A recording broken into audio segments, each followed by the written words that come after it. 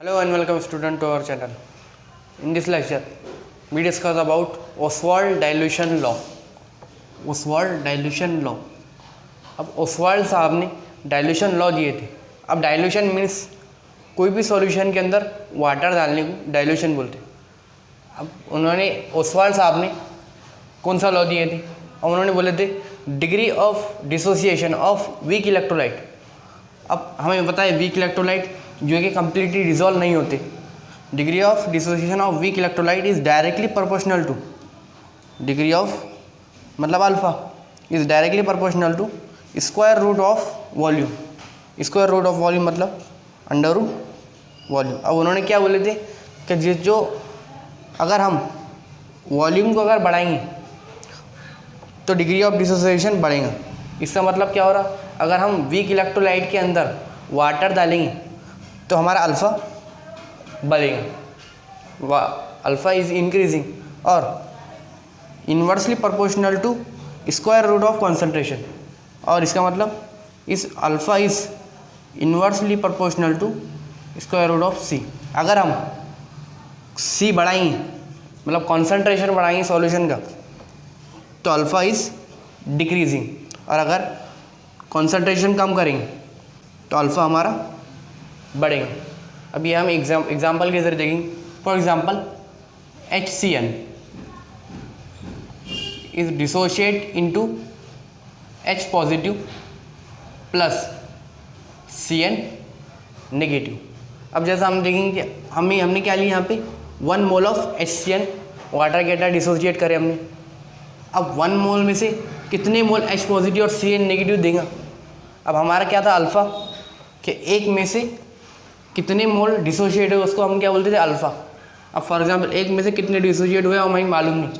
अब हम ले लेंगे अल्फ़ा H पॉजिटिव अल्फ़ा और H पॉजिटिव अल्फ़ा.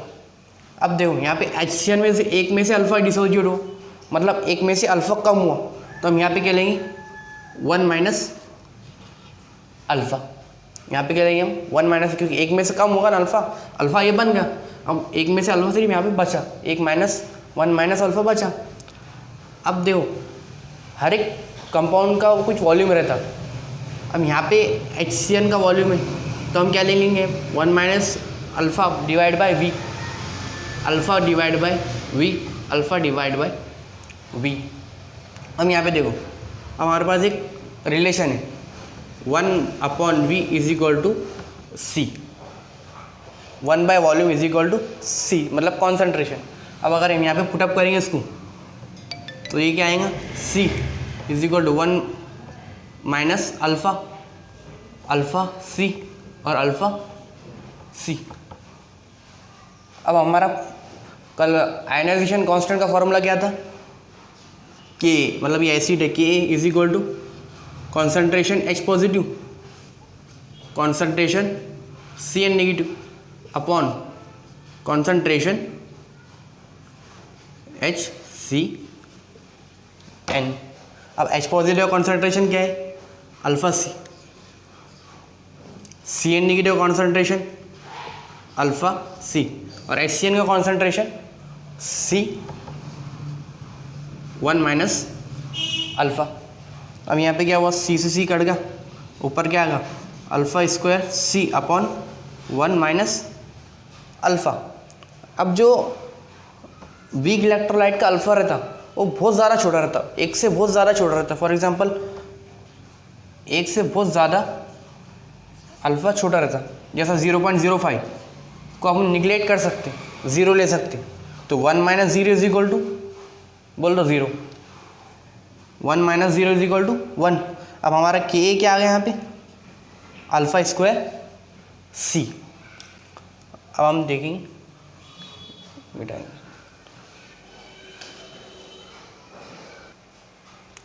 हम देखेंगे यहाँ पे उठा देंगे.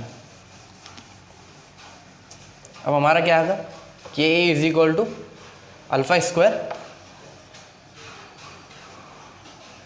C. अब यहाँ पे देखो अल्फ़ा हमारे को निकालने का है. Alpha square is equal to Ka by C sorry हाँ alpha is equal to Ka by C. Alpha is equal to under root कि A बाय C। अब यहाँ पे देख सकते हैं alpha is inversely proportional to C। अब हमारा रिलेशन क्या था, 1/V is equal to C, तो 1/C is equal to V। तो अब यहाँ पे क्या है, 1/C is equal to V, तो हम क्या आएंगे के V अंडर रूट। तो हमारा क्या है, alpha is directly proportional to V and inversely proportional to C। अब तुम बोलेंगे सर स्ट्रॉन्ग इलेक्ट्रोलाइट का क्यों, ओसवाल्ड डाइल्यूशन लॉ में स्ट्रॉन्ग इलेक्ट्रोलाइट की क्या बात नहीं हुई, क्योंकि alpha is nearly equal to 1। अब उसके आगे बढ़ा नहीं सकते ना, हम वॉल्यूम कितना भी ऐड करेंगे, एक से ज़्यादा तो बढ़ नहीं सकता, करके हम ओसवाल्ड डाइल्यूशन लॉ में स्ट्रॉन्ग इलेक्ट्रोलाइट की बात ही नहीं करते। Please note it. अब हम इसके ऊपर न्यूमेरिकल लिखेंगे। अब हमारा क्वेश्चन है solution contain 0.1 molar HCl, find out alpha. अब हमें यहाँ पे देखें, सबसे पहले हमारे क्या निकालना है, अल्फ़ा। अब हमें क्या दे दिया, 0.1 मोल HCl, मतलब कॉन्सेंट्रेशन दे दिया उसने 0.1 मोल। अब हमें क्या दिया भाई, के भी दे दिया हमारे को, के भी दे दिया हमारे को, और सी भी मिल गया। अब हमारे पास फार्मूला क्या है ये दोनों के रिलेशन में, अल्फ़ा निकालना है हमें, अंडर रूट के ए अपॉन सी।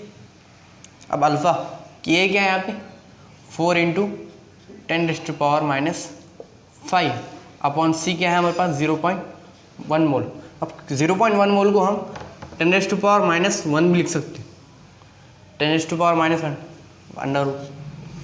अब -5 -1 गेट कैंसल, -4, तो यहाँ पे क्या आ जाएगा -4 अंडर रूट 4 × 10⁻⁻4 कितना आएगा, 2 × 10⁻⁻2। तो हमारा अल्फ़ा क्या आ गया 2 × 10⁻⁻2। So our next topic is pH calculation.